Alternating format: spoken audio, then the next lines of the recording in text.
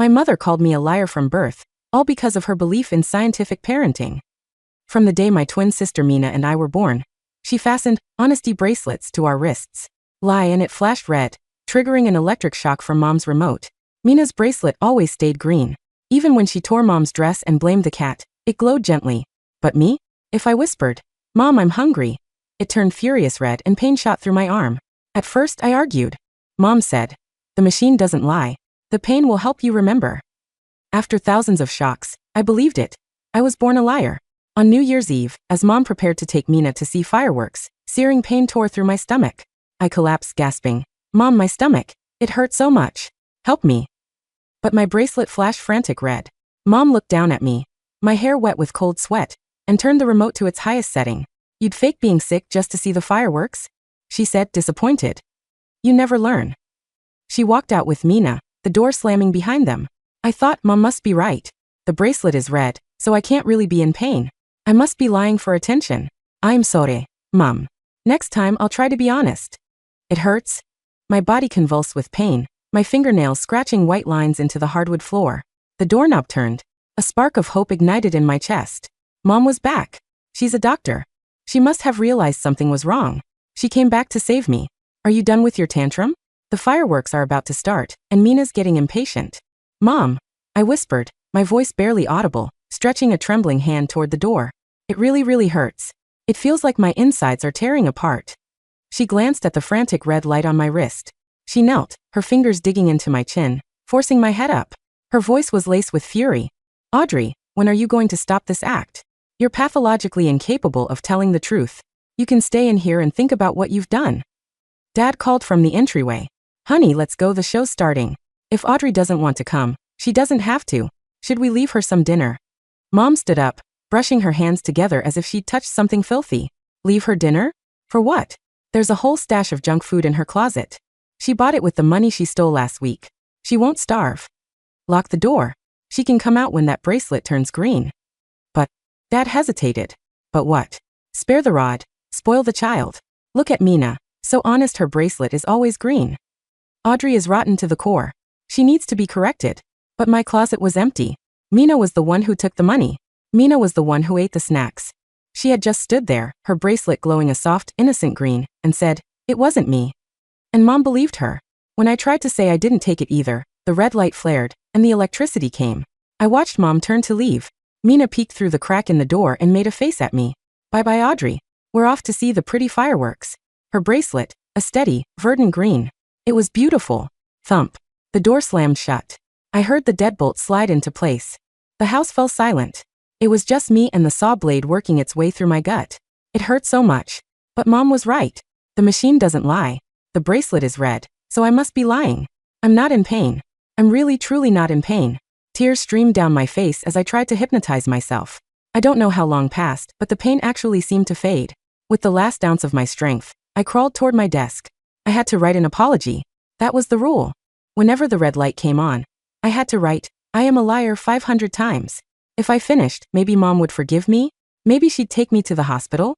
My hand shook as I opened the crumpled, worn-out notebook. It was already filled, page after page, with my previous apologies. Usually I wrote, "I'm sorry, I was wrong, I won't lie anymore." But this time, I wanted to write the truth. My vision blurred. Crying, I used the last of my energy to scrawl, "Mom, I really do love you. It hurts so much. Why won't you just believe me? Please, Mom, just believe me this one time." As I finished the last word, the agony in my stomach suddenly vanished. In its place was a lightness I'd never felt before. My body felt weightless. I was floating. I looked down and saw myself slumped over the desk, one arm hanging limply in the air, motionless. The bracelet on my wrist was still flashing a frantic, desperate red. So I was dead. But I still hadn't learned how to be an honest girl. "I'm sorry, Mom." I was awakened by the sound of laughter. It was Mom, Dad, and Mina. The fireworks were beautiful tonight. Especially that one shaped like a smiley face. Just as cute as my Mina. Mom's voice held a tenderness I had never heard directed at me. I floated in midair, watching as the front door opened. Even as a spirit, my first instinct was to drift toward them, to help them with their slippers as I always did. It was a survival instinct, a deeply ingrained need to please. "Mom." I opened my arms, wanting to hug the woman who brought the winter chill in with her. "I'm not in pain anymore. I'll be good from now on. Please don't be mad." But my hands passed right through her body, like smoke. Mom shivered, frowning. Why is it so chilly in here? Is the heat off? I froze, staring at my translucent hands. Right. I was dead. The dead can't hug the living. We should probably check on Audrey, Dad mentioned casually. She didn't come out for dinner. I hope she's not too hungry. My dad. He still cared. I looked at Mom expectantly. If she found out I was dead, would she be sad? Would she feel any regret? Mom just scoffed, slipping on her house shoes and striding toward my room. Let her starve. It's what she deserves. That nasty habit of faking sickness for attention? It's because we've been too soft on her. She shoved my door open. She didn't turn on the light. In the dim glow from the living room, she could see me slumped over the desk, motionless, as if I were asleep. Well, look at you, Mom said, crossing her arms, her voice dripping with sarcasm. You think if you pretend to be pitiful, I'll carry you to bed? You're 10 years old, Audrey, not 5. I floated beside my own body, screaming silently. Mom, I'm not pretending. I'm dead. Just look at me. Touch me. My body is cold. But she couldn't hear me. She only believed what she could see. Mina squeezed past her, holding up her wrist triumphantly. Audrey is a lazybones. See, my bracelet is green, and hers is still red. She's even lying in her dreams. Mom stroked Mina's hair. That's because you're my good girl. Don't pay any attention to the liar. Let her sleep it off. She can stay there all night for all I care. Dad peeked in from behind her. Maybe we should put her to bed? It's cold tonight. Put her to bed? Mom snapped. Absolutely not. Kids today are spoiled rotten. The parenting experts say you have to use the cold shoulder method in these situations. She has to realize her own mistake. Look at that red light. It means her psychological state is still extremely defiant. She hasn't reflected on her actions at all. That's enough. Let's go to bed. We have to go to your grandma's tomorrow for New Year's Day. Mom turned on her heel, pulling the door closed behind her. Click. The lock engaged. I floated beside my corpse, watching that single point of crimson light in the darkness. The despair in my soul was colder than death itself. Mom, if you had just taken one more step, if you had just touched my hand, you would have known I was already cold. But you didn't. You only trust that cold machine, not the daughter you carried for 9 months. Late that night, a mouse scurried out from my empty closet. I used to be terrified of mice. I would scream every time I saw one. But now, I could only float at the ceiling, watching as it scurried brazenly across my corpse. Go away, I tried to say, but no sound came out. The mouse gnawed at my toe, drawing a single bead of purplish-black blood. I couldn't feel it anymore. That was nice. Finally, no more pain. I whispered to the pathetic shell below me. Don't be scared. You can't feel a thing anymore. It'll all be over soon. The next morning, the winter sun streamed through my window, but it brought no warmth to my corpse. The clatter of pots and pans echoed from the kitchen. Mom was making breakfast. The smell of frying eggs wafted under my door. Normally, it was the most tantalizing smell in the world. But I was only allowed to eat boiled vegetables, because Mom said liars didn't deserve to eat meat. Today, she was deliberately banging the spatula against the pan. I knew she was trying to tempt me. She wanted the smell to drive me crazy, to make me crawl out of my room and beg for forgiveness. The old me might have done it. For a single fried egg, I would have confessed to crimes I never committed. But now, I didn't need to eat anymore. Audrey still hasn't come out? Dad asked, reading the newspaper at the dining table. Nope. Stubborn as a mule. Mom said, slamming a plate down on the table. She's spoiled rotten. If she wants to eat, she'll eat. If not, she can starve. Mina, sipping her milk, let her eyes dart around.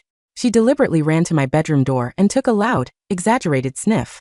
Then she shrieked, Mommy, Audrey's room stinks. Did she go to the bathroom in there? I floated by the door watching my sister with a bitter ache. The heat was on so high. In just one night, I had started to smell. Mom was going to hate me even more now. Mom marched over, her brow furrowed in disgust. Audrey, she yelled, pounding on the door. Are you a pig? The bathroom is right next door. Are your legs broken? You actually soiled your own room. You are hopeless. You'd rather live in your own filth than admit you were wrong. I remembered when I was little. I had a bad stomach flu once, and didn't make it to the toilet in time. Not only did Mom not help me clean up, she made me stand in the yard as a punishment for everyone to see. She pointed at me and told the neighbors, look at this one. Dirty as a little pig. And now, she thought I was dirty again. Forget her. Mom waved her hand dismissively, as if shooing a fly. Let her stew in her own stink. See how she likes it. Dad put down his paper, his frown deepening. The smell is getting pretty bad. I'll go check. Maybe a mouse died in there or something. He stood up and started walking toward my room. My spirit heart leaped. Dad, open the door. Please look at me. I'm right behind the door. Just turn the handle. and you'll see that I'm not moving. You'll see my face has already started to turn black. I floated right in front of him, waving my arms frantically, trying to get his attention. His hand closed around the doorknob. Ring, ring, ring. The shrill ring of his phone cut through the tension. It was his boss. Dad answered, and his face paled. What? The main server crashed? Okay, I'm on my way. He hung up and grabbed his coat in a panic. Honey, it's an emergency at work. I have to go now. I might not be back for a few days. Wait, what about Audrey? Mom started to say, but he was already out the door. I was stunned. So close. Just 1 second. If that call had come 1 second later, I would have been found. Maybe then my body wouldn't have to keep rotting here. That afternoon, Mom took Mina shopping. My corpse was left alone in the house. They returned that evening, their arms full of shopping bags filled with expensive seafood and gifts. The moment they walked in, the smell hit them like a physical blow. Mom gagged, covering her nose. Audrey, are you trying to turn this house into a garbage dump? She wouldn't even open the door to yell at me, as if a single glance into my room would contaminate her. She found a roll of heavy-duty duct tape, knelt down and viciously sealed the crack at the bottom of my door. If you love the stench so much, you can suffocate in it. Just don't let it bother the rest of us. After applying the last strip, Mom stood and dusted off her hands, satisfied. There. Peace and quiet. She went to the kitchen to steam the lobster. I looked at the sealed door, and the last flicker of hope in my soul was extinguished along with the flow of air. I finally understood.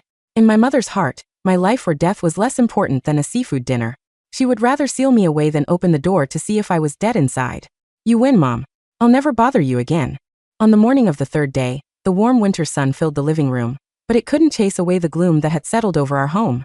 The central heating was cranked up to a sweltering 26 degrees. The duct tape was no longer enough. A cloying, greasy stench of decay now permeated the entire house. Mom was arranging a bouquet of fresh flowers, but no matter how strong their perfume, the smell of my rotting body overpowered it. Snip. She violently decapitated a rose, a thorn pricking her finger. She had reached her limit. In her mind, I wasn't bathing. I was using my room as a toilet, maybe even hiding dead rats in there, all to disgust her, to defy her authority. Audrey, you've really crossed the line this time. Mom stormed into the kitchen, grabbed a rolling pin, and marched toward my room, her face a mask of fury. I'm going to beat the filth out of you today. It's clear the shocks aren't working anymore. You need to learn a lesson you can feel on your skin. I floated in front of her, looking at her contorted face, waving my hands frantically to stop her. Don't go in. Mom, please don't. I'm hideous. I've started to rot. You'll be scared. Even though she didn't love me, I didn't want her to see me in such a horrific state. But she passed right through my soul and ripped the tape from the doorframe. Screech. The sound of the tearing tape was deafening. She jammed the spare key into the lock and twisted. Bang! The door flew open with violent force. A thick, almost tangible wave of putrefaction rolled out, as if from Pandora's box. Mom staggered back, bending over and dry heaving. Ugh, Audrey, what in God's name have you done? She looked up and saw me, still in the same position I'd been in 3 days ago, slumped over my desk, my back to her, perfectly still. To her, this was an act of silent defiance. The ultimate arrogance. Are you deaf? I'm talking to you. Are you still playing dead? Blinded by rage, she charged forward, raising the rolling pin high above her head. But she didn't strike immediately. She wanted to haul me up first, to see the look on my stubborn face. Get up.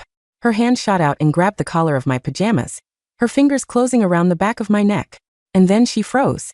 The moment her skin made contact with mine, time seemed to stop. Through the thin fabric of my pajamas, her fingers didn't feel the warmth of living skin, or the softness of flesh. What she felt was a piece of meat as cold and hard as a block of ice. It was a deathly cold, a cold that seeped into her bones. A cold utterly devoid of life. Mom faltered for a second, but her momentum carried her forward. She yanked with all her might, and my body was pulled backward. The chair tipped over with me. Crash. The chair slammed onto the floor with a deafening bang. My body, stiff as a statue, fell with it. And my face at last was revealed. The crash of the chair was the loudest sound the house had ever known. It wasn't just wood hitting the floor. It was the sound of a facade shattering. My body lay sprawled on the hardwood, stiff and unnatural. Gravity had not been kind. Because I had died face down, the blood had pooled in my face and chest. A phenomenon the doctors call livor mortis. My skin was not pale. It was a mottled, bruised purple, tight against the bone. My eyes were open, staring blindly at the ceiling, cloudy and sunken. A darker fluid leaked from the corner of my mouth, staining the rug. And the smell. Now that the pocket of air between my body and the desk was broken, the scent rose up in a suffocating wave. It was sweet, cloying, and primal. It was the smell of biology breaking down. Mom didn't scream. Not yet. She stood frozen, her hand still raised in the air, gripping nothing. The rolling pin clattered from her other hand, rolling across the floorboards until it hit my cold, unmoving foot. Audrey, she whispered. It was a small, confused sound. It was the sound of a woman whose entire worldview, a world built on rules, control, and binary lights, had just collided with the chaotic, undeniable reality of death. Get up, she said, but her voice wavered. Stop doing this. She took a step back, wiping the hand that had touched my neck against her pants, over and over again. She scrubbed frantically, as if she could wipe away the sensation of that impossible cold. Mina, she suddenly shrieked, her voice cracking. Mina, go to your room. But Mina was already there. She stood in the doorway, holding a half-eaten chocolate bar. She looked at the overturned chair. She looked at the purple, swollen face of her twin sister. Mina didn't cry. She didn't gasp. She took a bite of chocolate, chewed slowly, and wrinkled her nose. Ew, Mina said. She looks like a monster. Is she finally dead? That was the moment Mom broke. A guttural, animalistic wail ripped from her throat. She fell to her knees, not beside me but away from me. She was a doctor. She knew. She knew what rigor mortis felt like. She knew what decomposition smelled like. She knew that no amount of correction or electric shocks could fix this. I floated near the ceiling, looking down at the tableau. I'm sorry I look so scary, Mom, I thought. I tried to hide it. I tried to keep the door closed. The bracelet on my wrist, my dead wrist, was silent now. The battery must have finally died after 3 days of relentless flashing. It was just a piece of plastic now. But on my wrist, beneath the strap, the skin was burned raw, a ring of blistered red flesh where the machine had shocked me, over and over, while I lay dying. Mom crawled toward me then. She reached out, shaking violently, and touched my cheek. Ice. Hard, unyielding ice. No, she gasped. No, the light. The light was red. The light was red yesterday. You were lying. You were faking it. The machine said you were faking it. She looked around the room, wild-eyed, searching for the logic, for the science. The machine doesn't lie, she screamed at my corpse. Wake up. Admit you're doing this to hurt me. But the dead do not apologize. The next few hours were a blur of blue lights and static. The police arrived first, followed by the paramedics. I watched them work. They didn't rush. Paramedics rush when there is a life to save. When they saw me, they slowed down. They moved with a somber, heavy respect. Time of death? An officer asked, holding a notepad. He had a handkerchief pressed over his nose. The coroner, a weary woman with kind eyes, knelt beside me. She gently lifted my arm. It was stiff. Hard to say without the internal exam, she said softly. But given the rigor and the decomposition, at least 48 hours. Maybe 72. 3 days, the officer asked, his voice rising in disbelief. She's been dead in here for 3 days? Mom was sitting on the living room sofa, wrapped in a shock blanket. A female officer stood over her. Ma'am, the officer asked. When was the last time you saw your daughter alive? Mom stared at the wall. New Year's Eve. She said her stomach hurt. And you didn't seek medical attention? The bracelet. Mom whispered. Her eyes were glassy. The bracelet was red. It means she's lying. It measures the truth. She lies all the time. She's a pathological liar. The coroner walked out of my bedroom. She was holding the bracelet she had cut off my wrist. She held it with a pair of tweezers, dangling it like a poisonous snake. Officer, the coroner said, her voice tight with suppressed rage. You need to see this. The skin underneath, it's third-degree burns. This device continued to administer electric shocks after the heart stopped. The room went silent. What? The officer asked. The subject likely died in extreme pain, the coroner continued, looking directly at Mom. And as the body went into spasms, or perhaps as the body cooled and the resistance changed, this machine kept shocking her. For days. Mom covered her ears. It was red. It was red. The front door burst open. It was Dad. He was still wearing his coat, his face flushed from the cold. He looked at the police cars outside, the ambulance, the open door. Audrey, he called out, panic rising in his chest. Helen, what's going on? He ran into the living room and saw Mom shaking on the couch. Then he saw the black body bag being wheeled out of my bedroom on a gurney. He froze. I drifted toward him. Daddy, I whispered. I'm sorry you have to see this. He walked toward the gurney. The paramedics tried to stop him, but he shoved them aside with a strength I didn't know he had. He unzipped the bag. He saw my face. Dad didn't scream. He didn't cry. He simply collapsed. His legs gave out, and he hit the floor with a thud, his hand clutching the side of the bag. He made a sound, a low broken wheeze, like a man who had just been punched in the soul. My baby, he sobbed. My little girl. Mina sat in the corner armchair, swinging her legs. The police had given her a juice box. She watched Dad crying with a look of mild curiosity. as if she were watching a boring TV show. Daddy, don't cry, Mina said. Audrey was bad. She smelled gross. Dad slowly turned his head to look at Mina. For the first time in his life, there was no love in his eyes when he looked at his golden child. There was only horror. The autopsy results came back 2 days later. I was there when the detective laid the file on the kitchen table. The house was quiet. The smell was gone, scrubbed away by professional cleaners, but the memory of it lingered in the peeling wallpaper. Mom and Dad sat at opposite ends of the table. They hadn't spoken in 48 hours. Acute appendicitis, the detective said. He was a large man with tired eyes. He didn't look at Mom. He looked at his hands. It ruptured on New Year's Eve. Sepsis set in quickly. It would have been excruciating. He paused, flipping a page. We also found traces of paper in her stomach. Dad looked up, his eyes red-rimmed. Paper. She was eating paper, the detective said. And the wood from pencils. We believe she was trying to quell the hunger pangs. Her stomach was otherwise empty. Mom made a small, choking sound. But the snacks. The money she stole. We found the money, the detective said flatly. It was in Mina's room, hidden inside her dollhouse, along with wrappers for the junk food. The silence that followed was heavy enough to crush the house. Mom shook her head. No, that's impossible. Mina's bracelet, it's always green. Mina doesn't lie. The detective reached into his pocket and pulled out an evidence bag. Inside were the 2 bracelets, my red one and Mina's green one. We had these analyzed by a tech specialist, the detective said. Do you know how these things actually work, Dr. Sterling? You're a doctor. You should know. Mom didn't answer. They aren't lie detectors, the detective said. Lie detectors, polygraphs, don't even work half the time. These are toys. They measure galvanic skin response, sweat, pulse rate, physiological arousal. He tossed the bag onto the table. When a person lies, they usually get nervous. Their heart beats faster. They sweat. The bracelet turns red. He pointed to my bracelet. Audrey was in pain. Her appendix was bursting. Her body was in a state of catastrophic stress. Her heart was racing. She was sweating from fever. Of course the bracelet was red. It was screaming that she was in physical distress. He turned to Mina's bracelet. And Mina? Dad whispered, his voice trembling. Sociopathy, the detective said bluntly. Or extreme psychopathy. We see it sometimes.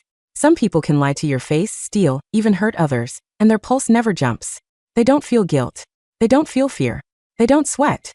The bracelet stayed green, the detective said, looking at Mom with utter disgust. Because your other daughter is physically incapable of feeling remorse. Mom stared at the plastic bands. The science she had worshipped. The objective truth she had clung to. It was all a lie. I wasn't a liar. I was just in pain. Mina wasn't honest. She was just cold. I killed her, Mom whispered. It wasn't a question. It was a verdict. The funeral was small. It snowed that day. I liked the snow. It covered everything in white, making the world look clean again. I stood by my own grave, watching the casket go down. It was a pretty casket, white with silver handles. Much nicer than the bed I had slept in. Dad cried the whole time. He held my notebook against his chest, the one he had found on my desk. The one where I wrote, I really do love you. He hadn't let go of it since he found it. Mom stood there, but she wasn't really there. She was wearing black. She looked thin, frail. Her eyes were fixed on the dirt. She kept rubbing her right wrist over and over, as if she were trying to remove a phantom bracelet. Mina didn't come. She was with a child psychologist. The state had stepped in. They were evaluating her. Dad had told the social workers everything. About the shocks. About the neglect. About the honesty bracelets. After the service, Dad walked to the car. Mom stayed behind. Helen, Dad said. His voice was cold. We need to go. The lawyers are waiting. Leave me, Mom said. Dad hesitated, then nodded. He got in the car and drove away. He didn't look back. I knew he would never forgive her. I knew he would never forgive himself. Mom stood alone in the graveyard. Audrey, she whispered to the fresh dirt. I walked over to her. I stood right in front of her. I'm here, Mom, I said. I'm not in pain anymore. You don't have to be sad. She fell to her knees in the snow. She dug her fingers into the freezing earth, clawing at the dirt as if she could dig me back up. I'm sorry, she screamed. I'm so sorry. I didn't know. I trusted the machine. She pulled something out of her pocket. It was my bracelet. She had stolen it back from the house before the police took everything. She fumbled with the clasp and strapped it onto her own wrist. Punish me, she sobbed. It should have been me. She looked at the sky. I killed my daughter. I am a terrible mother. I deserve to die. She waited for the shock. She waited for the red light. But the bracelet stayed green. She stared at it, horrified. No, she gasped. No. I'm lying. I'm a monster. Turn red. Damn you, turn red, she screamed. I hate her. I hated Audrey. The bracelet stayed green. I loved her. I loved her more than anything. Green. I'm innocent. Green. She slammed her wrist against the tombstone. Smash. Smash. Smash. Why won't you work? Because she was broken. Her mind had snapped. She felt everything and nothing at the same time. The machine couldn't read chaos. It couldn't read a soul that had already hollowed itself out. I reached out and placed my ghostly hand on her shoulder. It doesn't matter anymore, Mom. The machine never mattered. But she couldn't feel me. 3 months later. The house was sold. Dad moved to a small apartment in the city. He took my ashes with him. He put them in a beautiful urn on his mantle, right next to a framed photo of me. One of the few where I was smiling. He divorced Mom. It was quick. Mina was in a residential facility for youth with severe behavioral disorders. I visited her once. She was charming the nurses, stealing their pens, smiling that perfect, innocent smile. But every night, when the lights went out, she stared at the ceiling, looking bored. She didn't miss me. She didn't miss Mom. She was just waiting for her next game. And Mom? Mom was in a place with white walls and soft floors. I spent most of my time there. She sat in a chair by the window, staring at the sun. She didn't speak to the doctors. She didn't eat unless they made her. She wore a bracelet made of paper. She had made it herself, twisting a strip of napkin around her wrist. She would sit there for hours, whispering to herself. I'm hungry, she would whisper. Then she would violently twitch, her body jerking as if shocked by an invisible current. Ow, she would say, her voice flat. Red light. I'm lying. I'm not hungry. I'm cold. Twitch. Ow. Red light. Lying again. She had become her own machine. She was shocking herself with her own guilt, trapped in a loop of her own creation. I sat on the windowsill, swinging my legs. I looked young again. The purple bruises were gone. I looked like the 10-year-old girl I was supposed to be. I watched her torment herself. I watched her wither away, consumed by the logic she had used to destroy me. I wanted to hate her. I really tried. But as I watched her flinch from a pain that wasn't there, tears streaming down her face, I realized that she was suffering more than I ever did. My pain had ended when my heart stopped. Hers was just beginning. Mom, I whispered.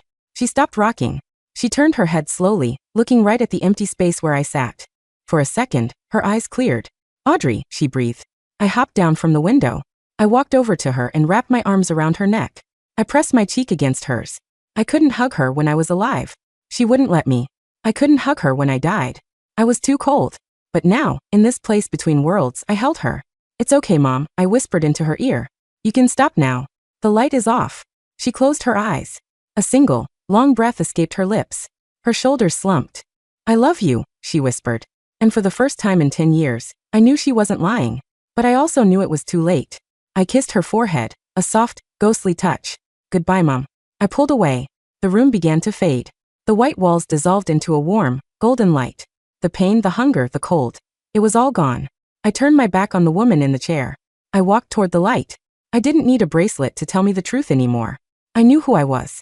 I was Audrey. And I was finally free.